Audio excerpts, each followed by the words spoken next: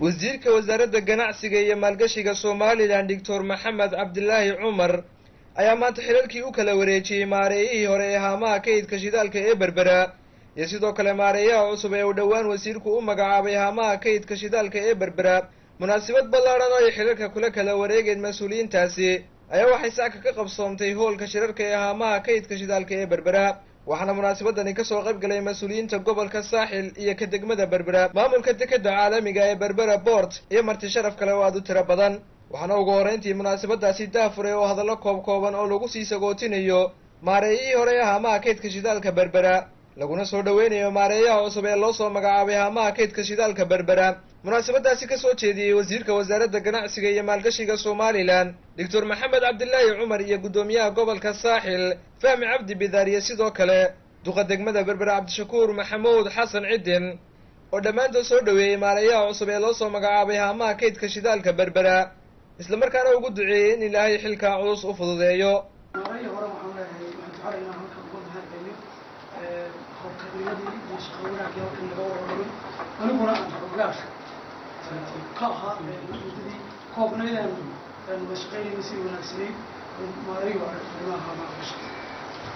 مرايا عصبنا سيدي والله ما تفضل وحنو رجينا يقول وحنو رجينا إلى هاي فاستو وقبل يستوفر مرينتا هي هجاجينتا يكشفينتا الله مرينتا كبدو أمر سياسة دولة مع هما سال قوقتان حكومة واحد كلوري شركة عالم جديد فترة كلوري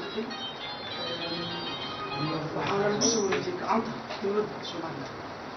وحنا نستنتج رؤى وتعلم إن ذي الصير وضاء أم قال كردني وبحيي ما قاعد تعال حق دقالة بعض أسوأ جزاك الله خير. واحد في واجب لو هو هذا الدكتور ماريها صبح له وطلع فوق الليل. الله سبحانه وتعالى ومعنا السلام عليكم. وحنا الله سبحانه وتعالى أوفر لنا قنوع قاس قرأ محمدنا سنوات سيسي قلتينا أحلامها شرف يكرامي مقعبات كراتكتي.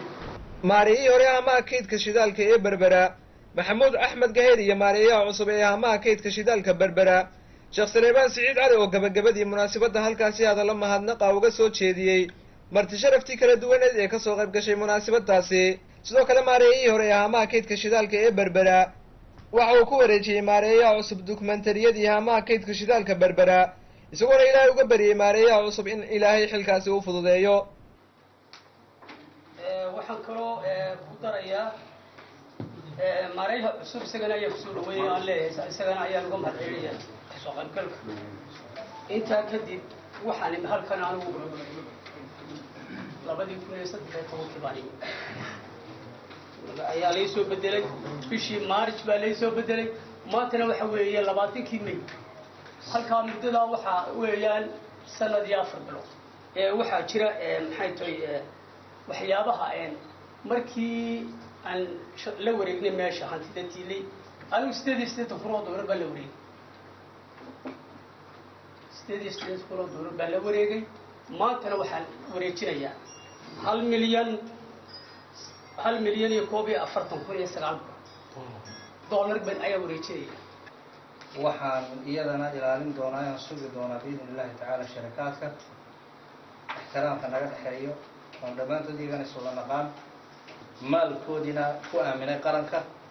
intaasi kadib wasiirka wasaaradda ganacsiga iyo maalgashiga Somaliland waxa uu xilalkiisi rasmi ah u kala wareejiyey maareeyihii hore ee haamaha kaydka shidaalka ee Berbera iyo maareeyaha cusub ee loo soo magacaabay haamaha kaydka shidaalka ee Berbera.